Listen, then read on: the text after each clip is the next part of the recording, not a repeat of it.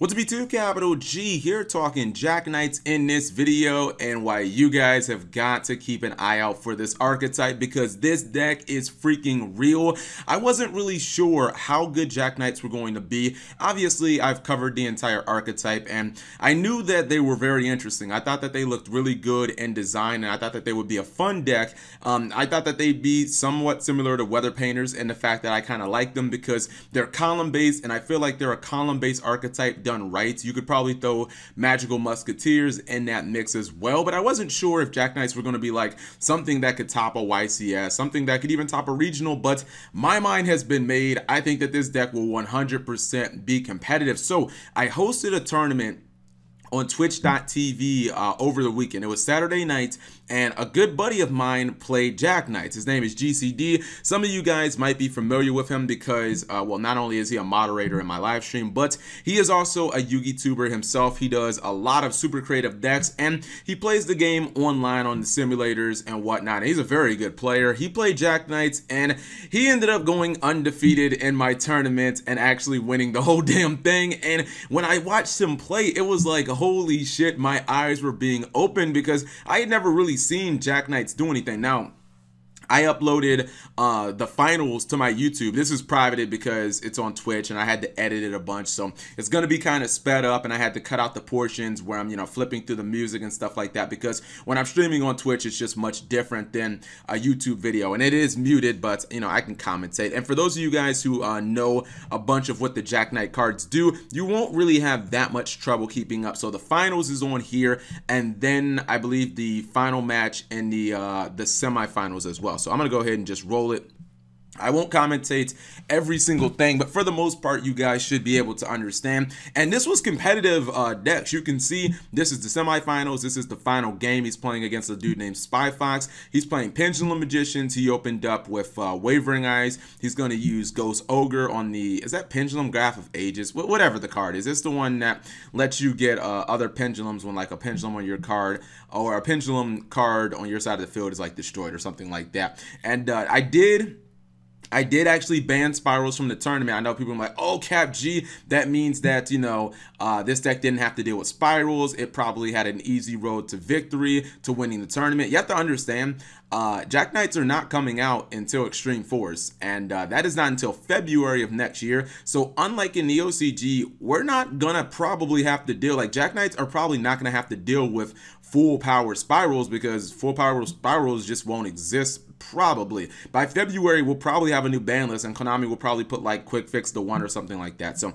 you can see he dark holes. Now he's gonna go for the grinder golem shenanigans, where you summon Grinder Golem, you get your 2 tokens, you're able to go into Link Karibo, and Link Spider will also have Link Karibo by the time the Jack Knights come out. You go into Akashic Magician, you end up bouncing the Grinder Golem, you summon it again, and now you're able to make just a, you're able to make so many plays just off one card, and this deck can so easily incorporate it. In fact, when I show you guys the deck list, you'll understand why Grinder Golem actually works much better in this deck than it works in most other decks. Don't get me wrong, you're probably going to start seeing Grinder Golem just being splashed into a whole bunch of different decks. It'll, I don't know, maybe it'll become its own engine at that point, but in this deck it actually works much better. You see that he summons one of his Jack Knights. I think I think he went Purple Disc, and then he went for Blue Sky. Now you can see that he's continuing the spam, and he goes for a second Grinder Golem, and you would think, oh, Cap, it's going to be so difficult for him to kill his own Grinder Golems. Nope, nope, nope.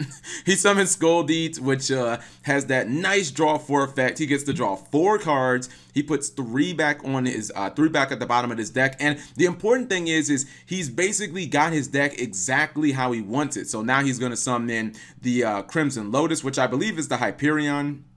He summons another Jack Knight. That's the one that can adjust its zone. And then he uses Skoldeet's effect to actually special summon another Crimson Lotus from his hand, because you can only special summon 1 with its effect that way. And after using its Master Hyperion effect, he basically just OTKs him. So the deck is definitely real when it comes to just offense. And all those monsters that were linked up with the Skoldeet, all of them had 300 attack and defense additional. So, it was definitely like a super OTK. Now this is the finals. He's playing against Master Dennerflax. If you ever go to what's it called? If you ever watch John Moore's stream, you see Flax there too. He did open with Ice Bell, which he used Ash Forehead on. And check this out. He's under Max C. And GCD was like, yeah, I'm just going to kill you. So he interrupted Slumbers. He was like, I got to do the math on this to make sure I can just OTK you. And he ran the numbers for a second. And he was like, yeah, I'm just going to go ahead and kill you. He has the Grinder Golem again. You guys like, oh, Cap, Jesus deck is trash without Grinder Golem. I'm telling you, Grinder Golem is going to be like a very big part of the meta. You see, once again, he's going to go for Akashic. He's going to bounce the Grinder Golem. Probably going to special summon it again. And he gets even more tokens.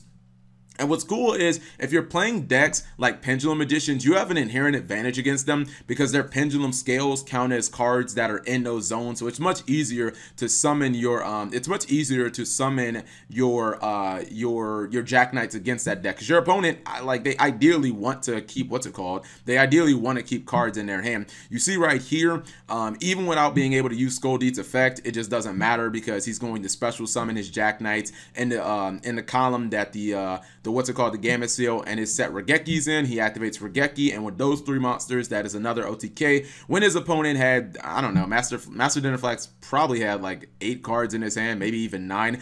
Game 2, he opens with Ice Bell yet again. He opened with Ice Bell every single game, and he still ended up losing. That's how OP this deck is. Open with Ice Bell, goes into Crystal Wing Synchro Dragon, has Thunder King Ryo and Anti-Spell Fragrance. It's like the unbreakable board here, but he's actually going to get rid of 2 of those cards. You know, he Kaiju's the Crystal Wing Synchro Dragon. He summons one of his Jack Knights. I believe that was Purple Disc. I'm gonna have to like memorize the artwork. That got hit by Thunder King Ryo. He does have the Regecki. The problem is he doesn't, like, he would have probably had to have like the perfect setup to basically be able to crack this. He has another copy of Ash Forehead, but Master Dennerflax still had the he still had the go through there. And then game 3, and my understanding with Jack Knights is you pretty much want to go second, so you want your opponent to invest cards on the board, making it easier to use A, Kaiju's, B, hand traps, and then C, obviously your Jack Knights. You want your opponent to have cards in the field, thus you can summon your Jack Knights. So he opens really good again.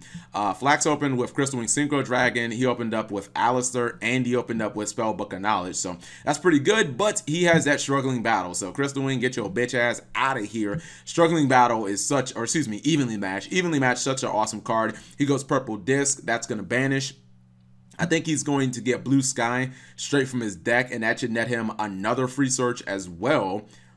He's using the banish effect. Yeah, this time he's not gonna go for the OTK. I think he was playing more passive because I think he thought maybe that invocation that Flax flipped over was possibly a Struggling Battle, because I believe that both of them were playing Struggling Battle. So now he has Raijin. He's gonna summon Alistar, get another copy of Invocation, and then he summoned his Silent Magician, which I thought could have been a little bit of a problem because she gets stats based on how many cards you have in hand. She's at 3,000 attack, and she can negate a spell once per turn. I believe she can negate one of the spells that you throw at her. Plus you have a Book of Moon, but it looks like he, what did he fire back with? He used Gamma Seal. Okay, fair enough. He used Gamma Seal to get the Raijin off the board. Then he summoned his Azure Blue. I didn't think Azure Blue was even a good card, but apparently it's pretty decent because you can switch it to a different zone, and there you go. You summon other, what's it called? You summon other Jack Knights from your hand.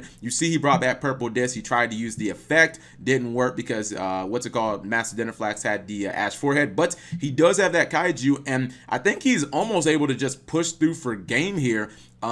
Maybe not quite, but he definitely, oh yeah, that's what it is. Since Flax used the Ash Forehead from his hand, his Magician is now weak enough for Dogoran to run it over. It would have had to clash, but since he used the Ash Forehead, he reduced his hand, and I mean, you just look how much damage this deck can do with pretty, just like not even amazing hands. And the cool thing is the deck can actually exceed as well, because you run so many 8s. Obviously, your Kaiju's a level 8. Grinder Golem is a level 8. He plays his Field Spell. Then he goes into Titanic Galaxy. Flax shows him that he drew the Maxi like a turn too late. He's going to go for Ice Bell, the one that's Or I guess he did I get no, that must have just been an extra copy. He goes Ice Bell. For some reason I was thinking it got hit with Ash Forehead, but I believe that was in the second duel. He's gonna summon a couple of Wind Witches, makes Winter Bell, I believe, in defense mode, and at this point he's just kind of stalling. He's gonna banish Purple Disc to get another Jack Knight, which he's going to summon Crimson Lotus. He's gonna pop the Winter Bell, and at this point I believe he can just punch for damage. He can just attack and he should be able to kill everything. So he set the Max C as a bluff, shows him the struggling battle. Oh, we don't want to watch that video. And those were I mean, that was basically the finals. Let me go ahead and show you guys the deck list so you can get a better visual representation of what the deck looks like. Because sometimes, you know, people like it's just a little easier for them to comprehend a deck when you can kind of see it on paper. Because at first I was like, man, it just seems like there's a whole bunch of random mess in this deck, but the deck just works, man. Like, Jack Knights is a very strong deck, and it's like one of the only decks in a long time that it really wants to go second every duel. Not saying that it can't do anything going first, but it's like one of the decks that is kind of predicated on going second. You guys know Pendulum Magicians wants to go first. Obviously, Spiral wants to go first as well. So you just run a bunch of hand traps. 3 Ash Forehead, 1 copy of Max C. I believe he has 11 Jack Knights in here. He runs all the good ones. I mean, Blue Sky and Purple Disc are the best ones because Purple Disc can banish itself. It can obviously dodge targeting. It gets you another like Jack Knight to replace itself. Blue Sky is the card that makes advantage. It also is your searcher. I didn't think Azure Blue was good, but apparently it's good because you summon it, then you move it to a different zone, and then you just summon one of your other Jack Knights, and it's, I guess, a card that gets you offense. This is Crimson Lotus. He's basically the Master Hyperion. It's how you basically kill like problem monsters and whatnot. Then he only runs 1 copy of Yellow Bloom. I believe this is the one that gets rid of the back row. It's not nearly as important. You've got 3 copies of Struggling Battle, or excuse me, Evenly Matched in the TCG. This is just a card that can crack boards. It's also another card that's excellent going second. If your opponent sets up multiple cards, maybe they overextend, just go into battle phase, activate this, and, you know, hopefully you can wipe their board, get rid of a bunch of cards on their side of the field. This card I did not know was this good. Oh my goodness, this card is definitely real. The True Depth Sleeping Inside the World Legacy. This card is like, it's like Call of the Haunted and mini skill drain in one card. For starters, in this deck and in this build, it's actually so good because everything in this deck except the hand traps is you know, level 5 or higher. So you can get any of these cards back, including a Grinder Golem. If you summon a Grinder Golem to your opponent's side of the field and then you kill it, yes, you can actually bring it back. You can bring your Kaijus back, beat your opponent down, and then obviously you can get all your Jack Knights back as well. But if you have enough monsters on the field, this basically acts as a pseudo skill drain, so it's a very powerful card as well. He plays the Key to the World Legacy, only a couple of copies. This card can be dead at times if you don't have any Jack Knights banished, but at the same time you run the field spell, so you can just discard it to the graveyard to draw a card. So it should never be that dead. And since you run so many like level 8s, your Kaiju's are level 8s, Grinder Golem is a level 8, there is the possibility of not only going for like you know, rank 8 plays, but you can also run multiple trade-ins to just kind of turbo through your deck, since the deck only naturally has 1 draw card. And this build is 100% TCG based. He wasn't running like, you know, Chicken Games or Triple Upstart Goblin or anything like that. And again, by the time that this deck comes to the TCG, I fully expect Spiral to be hit, so this could definitely be one of the top 3 decks in the game. And I just wanted to let you guys know that Jack Knights are going to be a very real deck. So whatever you guys think, let me know in the comment section below. Obviously, if you guys are interested in this build, I will have it in the description below so you guys can mess around. Thank you guys for watching. As always, please check out GCD, support smaller YouTubers, subscribe if you have not already, and turn on those notifications for daily videos.